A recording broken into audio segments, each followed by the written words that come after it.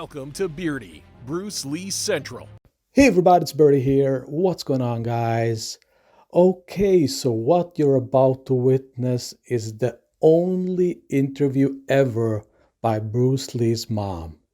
And she talks about her son and how it was growing up with him and being his mom.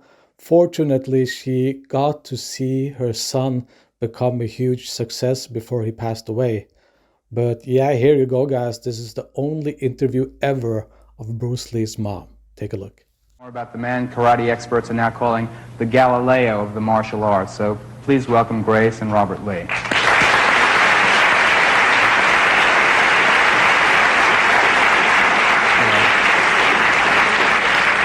I know that Bruce was born in the United States, but where was he raised? Where did he grow up? He was raised in Hong Kong. Is that where he learned the martial arts, Kung Fu? When he was 13 years old. Yeah. How did he get started in the martial arts? He started with 𝘽𝙧𝙪𝙘𝙧, Chinese instructor. Why, though? Robert, maybe you can answer. Why did Bruce get into Kung Fu and the martial arts? Well, Bruce kind of grew up as a violent kid, and he was always involved in fights and things like that. And one day he and his buddy was in a restaurant eating, and after the meal they came out and they were surrounded by a rival gang somehow. So they got into a fight, and luckily at that point in time we had a driver at home that drive them to school and things like that. And he came in the right time, right place, and the gang, seeing the car approaching, they just fled. And that sort of more or less saved Bruce in a way. So after that, Bruce decided that he should protect himself in a better way, any way he can, really. So he talked to his friends, and at that point in time, Wing Chun was the in thing. Wing Chun is a system of martial arts, Chinese Kung Fu, that believes in economy, straight punches and things like that. And to him, at that point, was the most logical approach for protection. So he decided to talk to this old gentleman by the name of Yip Man, who later became his instructor. And how old was he then? He was about 13, 14, around that age. When did he start in the movies? That's when he was 6 years old. Just 6 years old? Yeah, he started. He was making movies in Hong Kong? In Hong Kong, yeah. But obviously they weren't these kind of Kung Fu movies because he didn't learn until he was 13. So what kind of movies were they? He used to play like a rascal. Like the Little Rascals, the American Little Rascals? I know he was Kato in the old Green Hornet? Green Hornet series on American TV. How do you feel about the fact, Robert, that he kind of eliminated the old Oriental Asian stereotype in American movies and TV, you know, the Charlie Chan, Fu Manchu, insidious kind of weak person who is always doing evil things? Yeah? I'm glad you asked that question, because all along in his life, Bruce was, had been watching the tube and films and things and seeing the Chinese stereotype that you were talking about. And he said, if I ever have the chance to go up on this film like that, or stage, I would never portray something like that. He said that's really a disgrace to the Chinese culture. And he said, Lord help me, let me bring the Chinese, in equality with all the other races. And I'm glad that he did that.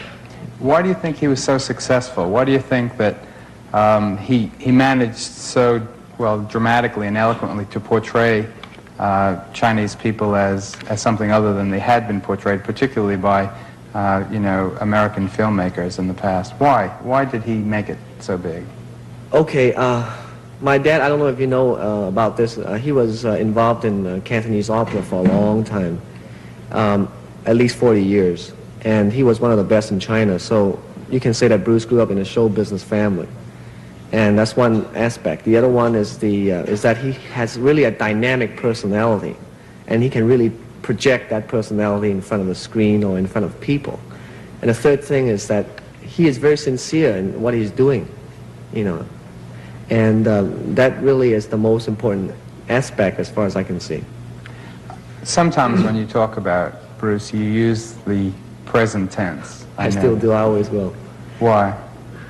Because I don't know it's something that is in all of us that know him or see him through the film. I don't know, I feel his presence all the time with me. When I'm maybe playing my guitar or singing or walking down the street, whatever, he's always with me. And I guess it goes true with everybody that knows him. Mrs. Lee, why do you think that people identified so closely with your son? He's a very nice person, my son.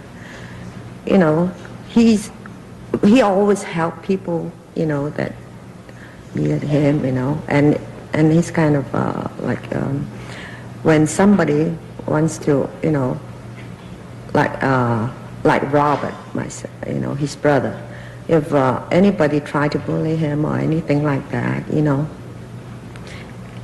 you can never do anything to, you know, our family. He always protects. He's a very nice son. He was married himself, wasn't he? Yes, in the United States, in Seattle.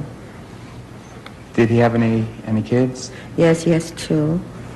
A son named Brandon and the daughter Shannon. Is the son a martial artist? Oh yes, he can kick an inch board when he's 5 years old. Really? He could Yes. shatter an Yeah, inch? Bruce would hold it like that, you know, and he'd say, Yeah. come on, Brandon, do something, you know. So Brandon will, okay, Daddy, and Bruce said, come on, Yeah. do it with the killing instinct. And, you know, he would just run right to the sideboard, to the board and kick it with a side kick and just break it. I don't want to ask a hurtful question now, but are you satisfied with the official reasons given for your brother's death, Robert? Yes and no. I have seen the autopsy report, and officially he really did die of a, you know, edema of the brain, which you just stated. But knowing Hong Kong myself with so many different people, all kinds of weird people, and especially Bruce's friends, you know, some of them, it's just like a mystery to me too, in a way. Why did he assume such mythical proportions in life and even more so after death? Well, what he did on screen is something that was new and is new and nobody has yet done before. And he just played a true, sincere martial artist in film, and he really managed to project that image. And I guess when the public saw that, it's just something that's never seen before, and it's something that is really dynamite and dynamic. And I believe in myself, even though I'm his brother. You know, best of luck to you both. Thank you for coming on.